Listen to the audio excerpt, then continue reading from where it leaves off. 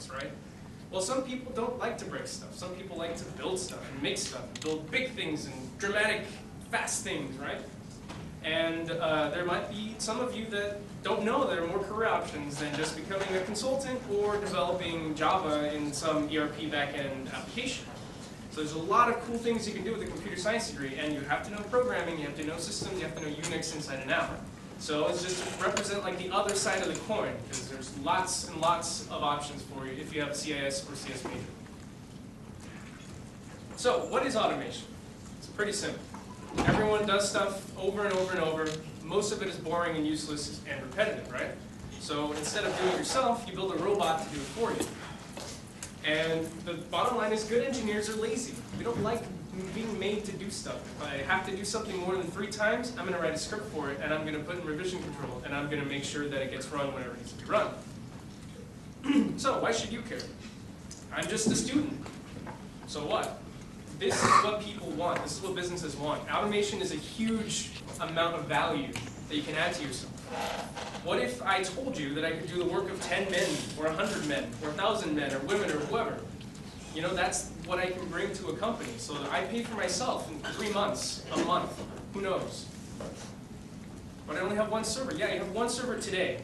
Tomorrow you might need more. Tomorrow you might spin up a new VPS. You might decide that, hey, this WordPress site isn't performing so, let's throw another PHP engine in front of it, something like that. So if you can automate building these things, it's huge, it's fast, and it's very scalable. But this can't be automated. Bullshit. Anything can be automated. It doesn't matter what you think can't be automated, someone already has. And they might not be sharing because it was hard, but it can definitely be done. So don't let anyone tell you that something can't be automated. This very core business, anything can be automated. And will I automate away my job? Yes. Because whatever job you can automate away is shitty. It's boring and you don't want to do it. What your job should be is automating yourself. So what if you automate away all the problems, which is impossible by the way, and now you have to leave in a year? Fine. You go somewhere else, and now you say, well, I automated myself out of a job here, and they're like, when can you start? So let's get started. Some constraints for the presentation today, and there is a demo. We're talking Linux here. The same philosophy applies to Windows, but it's a whole different can of worms, a whole different tool set. The same principles are going to apply, but for now, we're just talking about Linux. So what do we need? We need revision control, we need configuration management, and we need a decently sized beard. Where's your beard? Some people might say, yeah, I don't have a beard, I can't grow a beard. Because I'm, I just never could, or I'm a woman. It's not the beard on the outside that counts, it's the beard on the inside, okay? So, the advanced topics we're not going to talk about too much today, but automatic provisioning of new machines. So you're going to use Cobbler in an open source world, or vSphere, which is VMware's offering. Build automation is where you take software, you build it into a package, and you deploy it onto a server automatically. We're not going to talk about that today. But you use Jenkins, Rundeck, and you're going to want a Yum repository or app repository to do that. And then release automation is the actual process of deploying software to a large number of servers, hundreds. And we're not going to talk about that. But this is future stuff. Like if you were interested and you got all your Puppet stuff like nailed down tight, and you're like, yeah, let's try something tough. These will make you cry. So first piece is revision control. What does it do? Who knows what revision control who already knows what revision control is? I hope most of you do.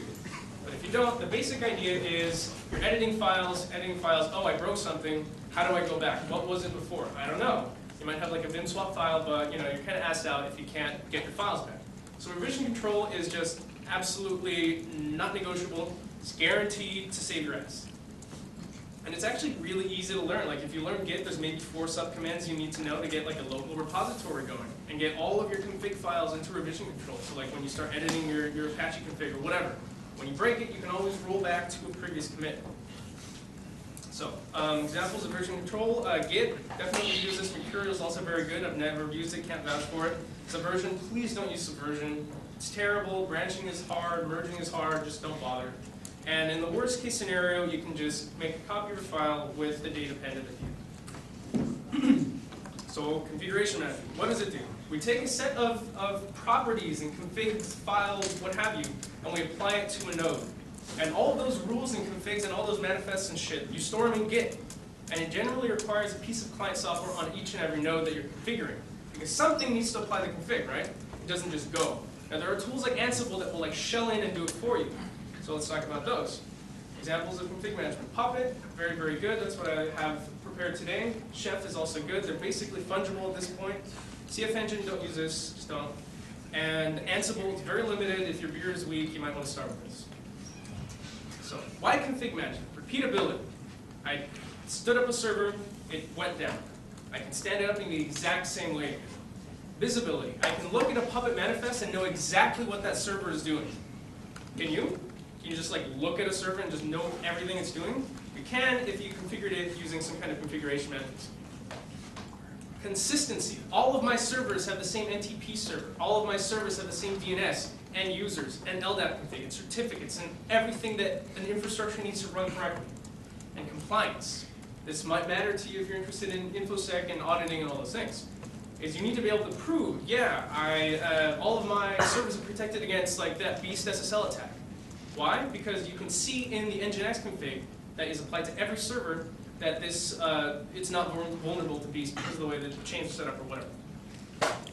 So what can we do with config management? System level config, DNS, SSH, package management, kernel parameters, all the basics. And then you go to the application config, which is going to be Apache, MySQL, Nginx, PHP, whatever it is you're running on the server, apart from the base operating system. So let's move on to the demo. Now I'm going to tantalize you with a glimpse of what is to come. So here's a Puppet DB dashboard. You can see that we've got some data in here already. It's not terribly interesting yet, but we're just looking at our JVM heap. How many nodes do we have? How many resources? And so Puppet works in terms of resources, which means you have stuff like a machine's host name, their IP address, the type of operating system it's running. Is it Linux, Windows? Is it using Yum or Aptitude? So these are what we call resources. And over here we see we have Nagios core set up with a few hosts and services. And so we can see that we've got some hosts in here. Cool. And then if we go to the right IP here, being organized is important. That might redirect me and it's going to make me angry, but let's just... Yep, redirect. Okay, that's fine. Just a little. So this is a ready-to-go WordPress site.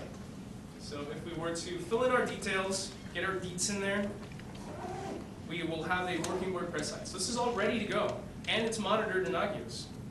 So this is a great scenario to be in, right? We've already got web server 1 monitored. Ping OK. Packet loss very little. Close that. So what I'm going to do is I'm going to pare all this down, because all of these are running as VMs in my MacBook here. And what I'm going to do is I'm just going to roll back all of the snapshots. So basically I'm going to trash everything I did yesterday and today. And we're going to see if I can bring it back with Puppet. So let's revert. Let's specify the snapshot. All right, before Puppet, go to. You'll lose all the changes in the current state of your virtual machine. Fuck it, let's do it. Revert to snapshot. Yep. Remember, this is my database. This is all my hard-earned Nagios config. It's all going away. So who's familiar with WordPress, just in a nutshell? Okay, so can anybody just stand and tell me like 10 seconds of what WordPress is? Content management with logging. Okay, features. so what is it? Is it CMS. CMS, thank you. What does it require? PHP. PHP, MySQL. Perfect. What's that? LAMP stack. Not necessarily Apache, but yeah, basically. So I guess we're going to stand up a LAMP stack because we want some WordPress. Let's make sure that it actually works. Yep, all right, that's dead. Shit, it's all going down. Okay, I'm going to leave Puppet dashboard up just because bringing this back would be a nightmare. But we're going to bring back those other services. So here's my MySQL server. Can I get a beer? Yeah, sure. Did you make the requisite sacrifice to the demo gods? I mean, no sacrifice to the demo gods. So there's a problem. Okay, so Joel at MySQL. Please grab MySQL. I'm not going to use speaker. Oh, where'd it go? So you made the window bigger, but not the font smaller. Because I opened a new one. Okay. So big. Crap, it's all gone. What am I gonna do? It's right after Joel.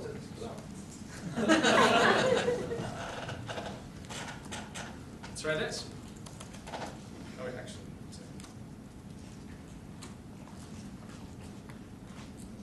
So we get a lot of debug. Oh, hey, there we go.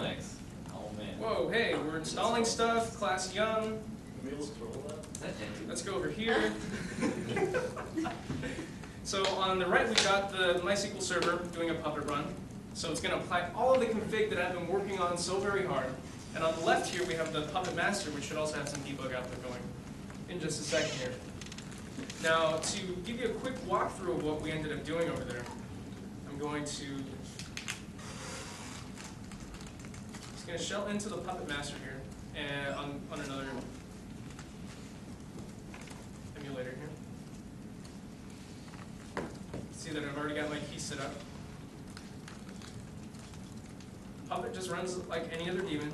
So we've got Puppet config broken up into manifests and modules. So modules are a self-contained piece of Puppet code. You might make a module for MySQL. You might make a module for Apache, PHP, DNS. Whatever it is you want to set up, you can make a module for it. So let's take a look at the MySQL.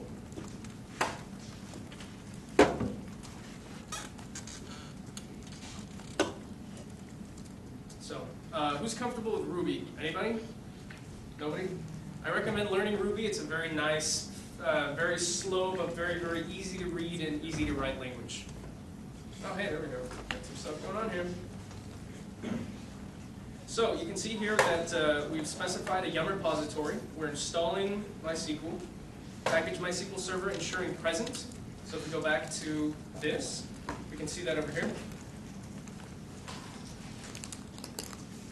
You can see MySQL server, package name, config class, create resources, service MySQL D, ensure running, stop, what have you, what we want to call it, enable, so like in check config, enable yes or no, so will it start on boot? Yes, of course.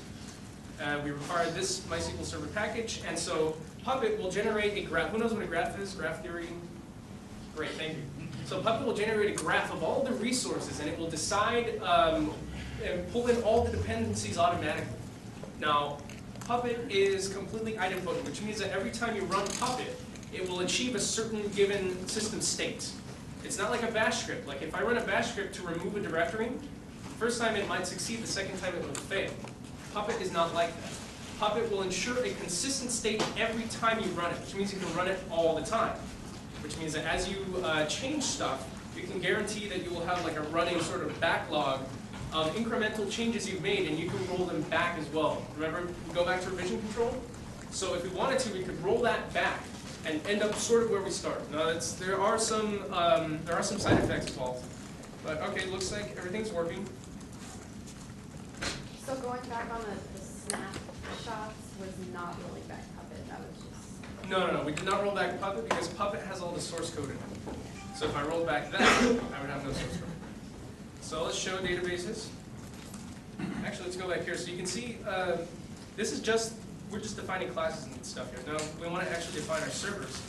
So we've got this funky looking thing. We've got MySQL.localDomain. So we're including Nagios as a target. We're including the base system, and we're including this MySQL server. Oh, you can see my root password, find address, default engine is InnoDB, and then we've got this WordPress database that we're ensuring.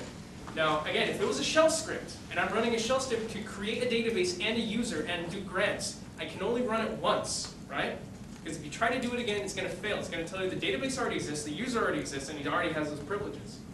But Puppet is about ensuring a consistent state. So if I change this, it will run, update the password, and if I run it again, it won't touch it because it's done, because it can check, because it knows. This is powerful stuff.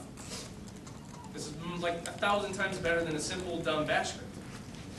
So there it is. There's my WordPress table. So now we've got some stuff going.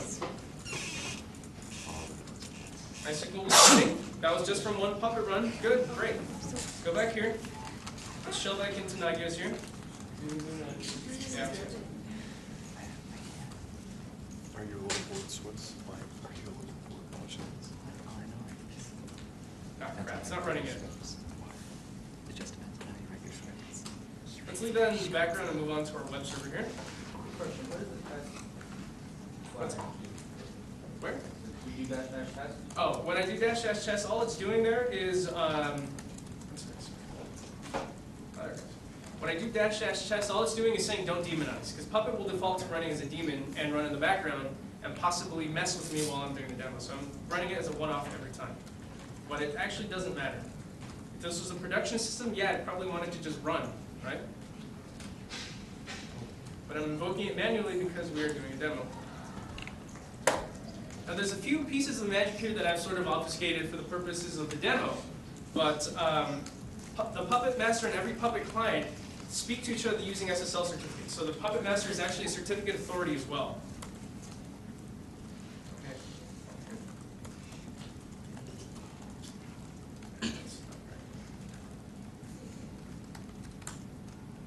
See, I should have made a Puppet module for this, but I didn't. But it doesn't matter because it can't talk to Puppet.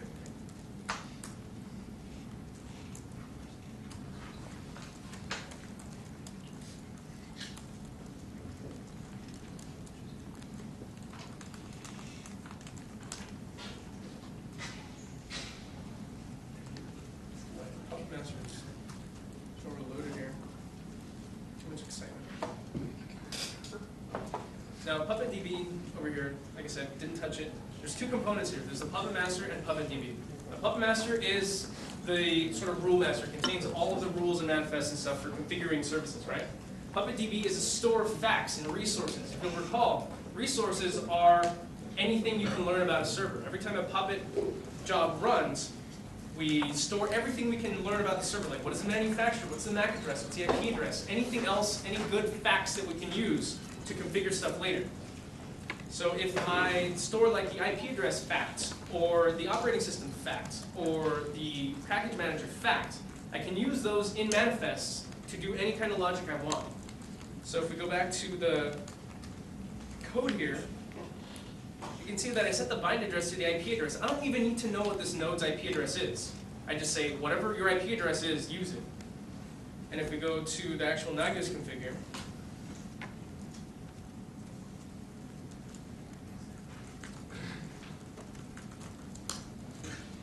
you can see that everything Nagios is completely defined using the, this is a little bit more complicated. Basically, Nagios acts as a resource collector. So these funky brackets mean find every host you can, collect it, make a config for it, and then bounce Nagios if anything changes. So notify service means whenever something changes for this config, bounce it.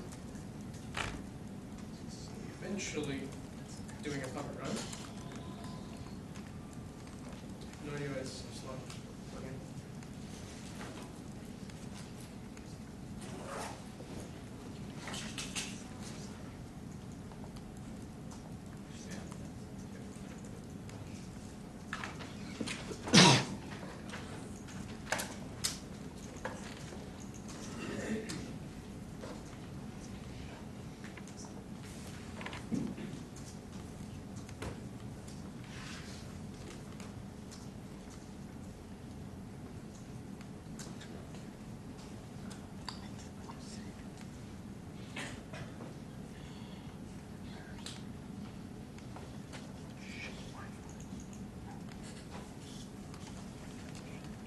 Was there lots of new cows? Yes.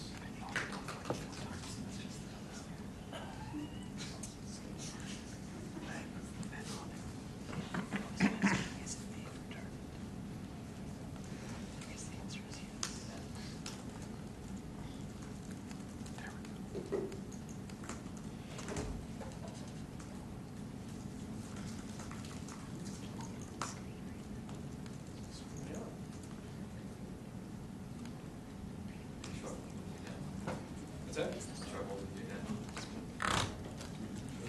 Unexpectedly slow.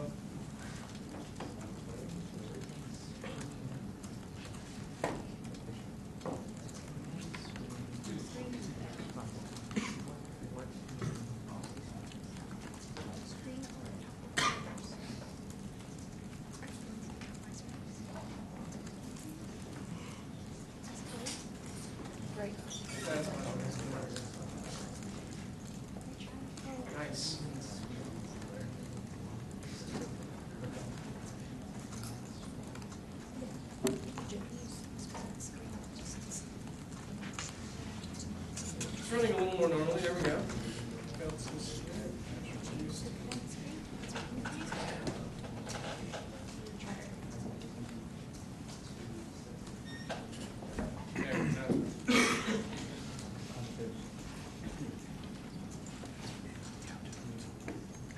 There we go. So we are doing all kinds of shit here. We are adding the RPM Forge repo. We're adding EPEL because we're going to need some packages out of it.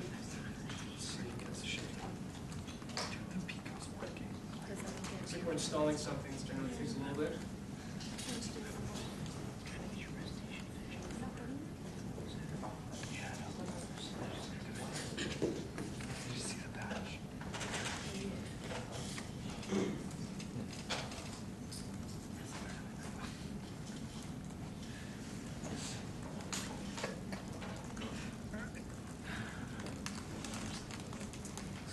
Unfortunately, this is a fairly complex environment here. There's a lot of interaction between Puppet nodes. And so this is a little problem.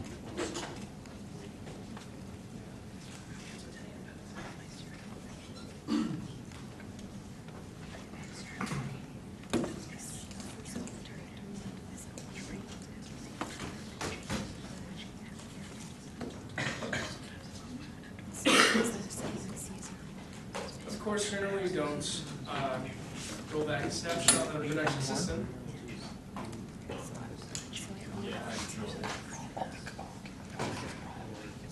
But we can see here that at the very least it is working. And now this is a special case. Here we go. See?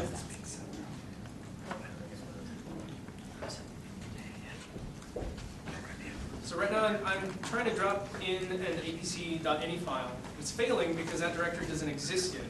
So I would have had to install the package first, and this is where you will see that Puppet will do things in a random order. You can't necessarily always know what it would be unless you specify this is a dependency of that. So looks like MySQL Server is good at this point. Now Nagios is the consumer of facts from other services. It needs to know, hey, who's out there? Who should I be monitoring? And so as a consequence, when there's an issue with another server that hasn't checked in correctly yet, Nagios will have some issues. So we are installing packages here. Looks like the network is just really slow. Are you in Wi-Fi? Yeah. Okay, that's hard.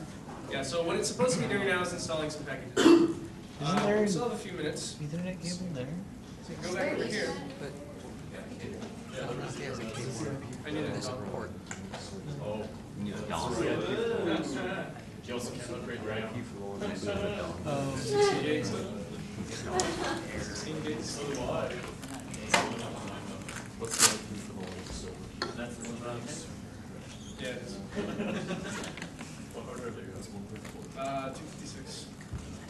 Does he actually? Yeah, I'm going to need out of this space. Still not right. No, no, So yeah, we're just going through package by package. Are there any questions so far? You saw that we had the WordPress system up and running, so that includes PHP, APC settings, Nginx configuration, the reverse proxy configuration in Nginx, hosts.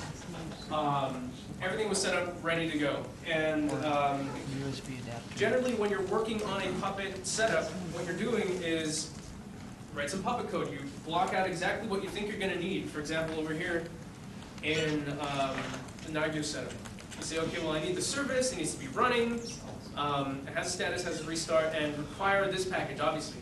The service requires a package, and we specify the package up here. So package Nagios ensure install. Might be other things that you want to set up, like Nginx. This one is nice and simple. So package ensure install. We've got a log rotate file I want to use, and service make sure that it is running. Can you highlight it? What's that? It's hard to read the. Oh, is it? The red on the black is hard to read. So you can see that it's a very declarative language. We're not specifying something like a bash script where you say first this, then that, then that, then that. The Puppet service can execute any of these in any order if they're not explicitly related, which is why I say require package Nginx. So if I say service Nginx enable true, this will fail unless a package is installed. I already know that. So I have to make sure that the package is installed and then required. So in this way, you can have a modestly imperative way of defining resources. But when it comes to something like a node definition, you can see that I'm just including bits and pieces as necessary. So include Nagios target, so monitor me, and then include the base system, which includes YUM settings, DNS settings, other bits and pieces that are just essential for everything to work. Now this piece is a little bit more interesting. So we've got this web server and then the regular expression. So what I'm doing here is I'm matching on any number. I have web server 1, as you may have noticed. But there are also web server 2 through several other. So let's see if that works. Probably not. But we're going to try anyway. So if we go back here, you can see that if the host name matches this regular expression, this will be applied. So we're going to include website, which has Nginx and PHP in it, and we're going to include the WordPress install, which actually pulls down the WordPress tar call, extracts it, and drops in the config file to talk to this database, MySQL.locally. So this is extraordinarily powerful. Remember what I was saying. For one server, not a big deal. When you have web server 1 through 200, this is huge because you just matched 100, 200, 300, 1,000 servers with 7 lines of code. So this is absolutely huge. And here's an actual production. Here's an actual production manifest.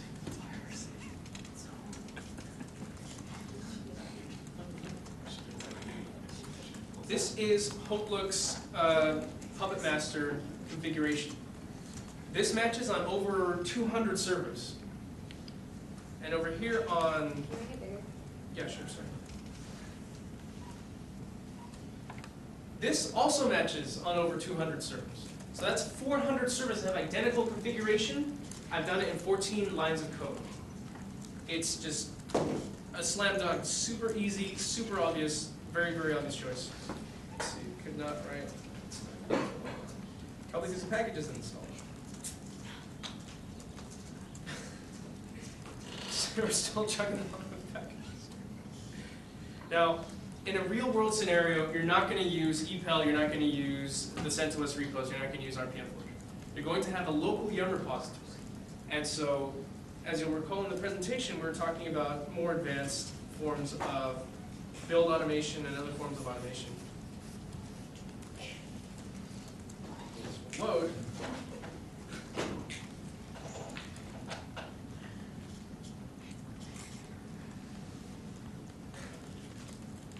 Go back to advanced topics here. Build automation. Let's say that my company actually makes a modified WordPress, and we need to do some unit tests, make sure the code coverage is good. We need to make sure that the quality is good. We need to make sure it performs correctly. We need to make sure that it just conforms to standards, right? We build a job in Jenkins to run all of these tests as a battery. Then we bundle that into an RPM or some other type of package. It doesn't really matter. And then we drop it on the server, we run our battery of tests against it, and then we say this is good for production. So this is more advanced stuff. So if you do have a Yum repository local to your environment, you can say, okay, we'll just throw it in the Yum repository. And any other dependency should be in that Yum repository. For example, right now HopeLook is in an interesting scenario where we can't update some servers. And the simple fact is that we pin to a repository that doesn't maintain those packages anymore. So to put it in a very diplomatic way, our environment is fucked. And that's just the way it is, because if you don't maintain your own package repository, you end up with scenarios like this. If we know we need PHP 5.3.30 and Remy stops building it for whatever reason, now he's on 5.4, we can't update anything. We can't do any security patches. We don't have any of that tooling in place. So what we need to have before Remy pulls the 5.3 packages is we need to have a build process in place where we just throw in the PHP source, it builds a package and throws it into our Yum repository. That way we have security patches, we stay on the version of PHP that we know works with our software, and just off we go. And we certainly don't have issues like this with Wi-Fi.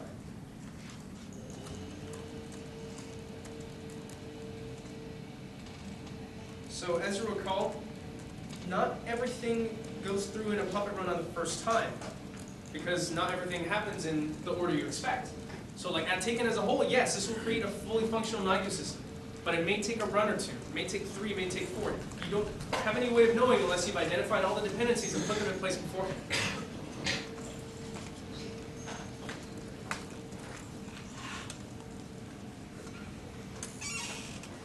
To my knowledge, this should do it.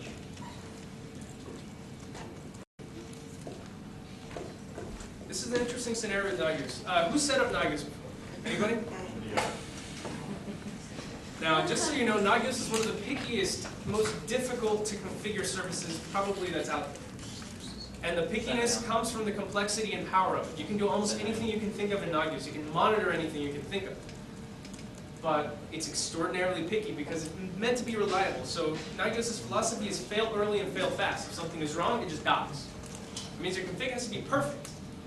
Now, I can't generate perfect config 100% of the time, but Puppet can. So everything that you see here in the Nagios config folder, that's generated using Puppet. I didn't touch a single file, but it's all correct, it's syntactically perfect, and it's internally consistent. So if I go back to my poor Nagios server over here, oh, hey, there it is. No permission. Oh, I know it.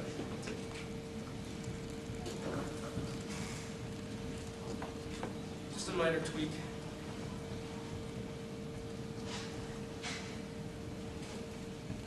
Very bad. Nobody do this.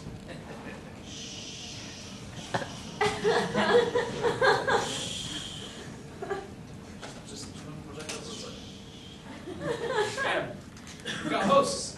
That was down 10 minutes ago. Now they're back. So, 30 what? Okay, so again, it takes a couple of runs. It doesn't do everything on the first try, but this is Set use off to 0.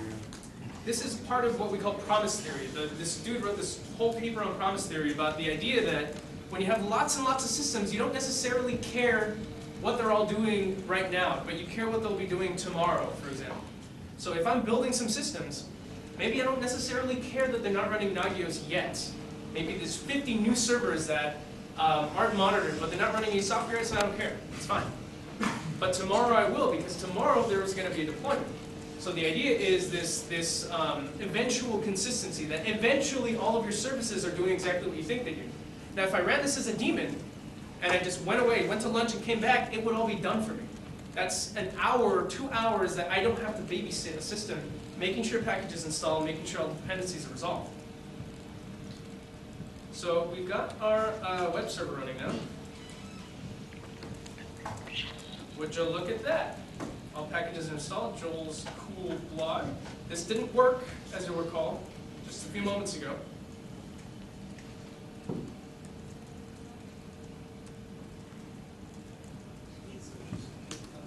Now, there's some issue with CSS, obviously, but I don't care.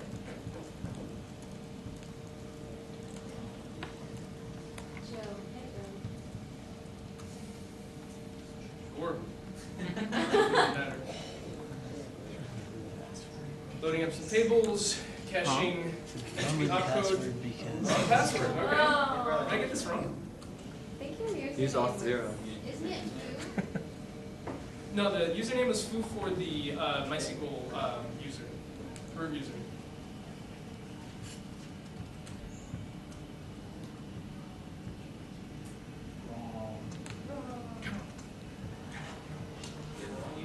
Whatever, if it doesn't work, I'll just do it again.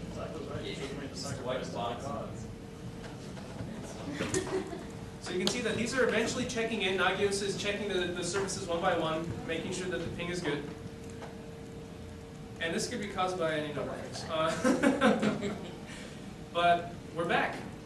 WordPress is technically working. The best kind of Yeah. Just another WordPress site. Oh yeah, it works.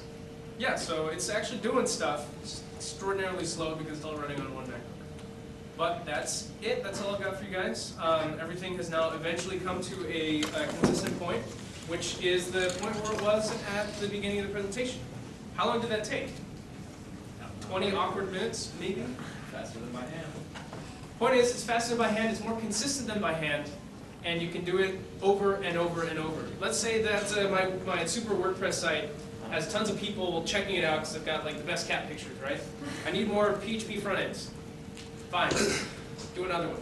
Spin up another one. Spin as many as you want, because in 10 minutes they'll all be ready. That's the point of automation and configuration management. is you take what could have been like a whole weekend project. I set up this whole demo, including testing and all of the Puppet modules from scratch in about 4 hours. If I hadn't done it using Puppet, it probably would have taken forever. But I started last night. Now we have a working demo with a consistent, reusable, oh, there it is, with a consistent, reusable Puppet configuration. So, that's it. That's all I've got for you. I will publish the source code for this stuff and some manuals and such on GitHub. And if you guys want to take this for a spin, be my guest. If you have any questions, certainly now's the time. You can also ask me in the Swift IRC channel. Are there any questions now? Joel Salas. Yes. So, let's say that you've shown us a lot of different pieces of this puzzle, right? Yeah. You want to get started. What would you recommend starting with? Which, Nagios or Puppet? Which of those elements would you begin with and work out from? Well, this is a very dramatic example. You're not generally going to have services reconfiguring themselves based on other hosts until you're a lot more comfortable with manifests and things like that. For example, this is one example, but let's go back to the idea where I have multiple PHP servers, right? Now, does everybody know what a load balancer is? Can you sort of guess what it might be? You put a load balancer in front of some other services behind it, and you make them act as one pool of resources, right? So let's say I had an HA proxy load balancer set up. Nagios can reconfigure itself to monitor hosts that get added to the network. HA proxy can do the same thing. So as I add a node, it can be added into the load balancer. As I retire it for maintenance or what have you, it can be pulled out automatically. I never touch HA proxy config, and I never touch Nagios config directly. I let the tool do all the work, and it's always going to be syntactically perfect, and it's always going to work. So there's a lot more you can do here. But if you really just wanted to get started with this sort of thing and just take it for a spin, I would say first get any configuration files you do have into revision control.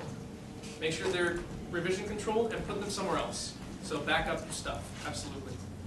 And Puppet, unfortunately, has its own DSL, which means that most of the languages you already know aren't going to apply to Puppet unless you know Ruby, which nobody did. So it is a bit of a learning curve, but just get to the mindset that anything can be automated, and you'll probably find a way to automate it. And unfortunately, Puppet does have its drawbacks. It requires a lot of really Puppet-specific knowledge to resolve some issues. Like as you can see, we had some pretty gnarly errors back here, and if I didn't know that this config worked, I might have said, holy crap, something is really broken, right? But I know that all I have to do is just keep running it until it returns this consistent state. So it's kind of like a, sort of a sixth sense to get a feel for what is going to work and what's not. So all you really need to do is just get some Puppet installed. Now I've got this in a client-server scenario where all the Puppet clients talk to one Puppet master that contains the code. You don't have to do that. If you have one server, one VPS, whatever you've got out there, you can just run Puppet locally and have it configure your one server repeatedly. Now, you've got the benefits of managing the config and revision controlling it, but you don't have the benefit of scaling. And so, that would be a good start, is install it on one server, get it all into Puppet, model all of your config as a Puppet DSL manifest or manifests, and then try it on another server and see if it works and see if it gets you to the point where you want. You start identifying bits and pieces that are missing from your manifest. So you're like, oh crap, I forgot my resolve.conf settings. Or I forgot these syscontrol settings that increase the IP before limits or whatever, right? You add bits and pieces, and as you go along, you end up building out this extremely big, fleshed out Puppet monstrosity that controls everything in the environment. And it's just incredibly useful and extraordinarily powerful when you want to keep just big environments under control. Yeah, like right now we have an ops team of me. I run the whole bitch. And the only way I can do that is using something like Puppet. So, just to give you an impression of what it can do. What? I don't know, it's still doing whatever it does. Yep. Did you automate yourself out? No.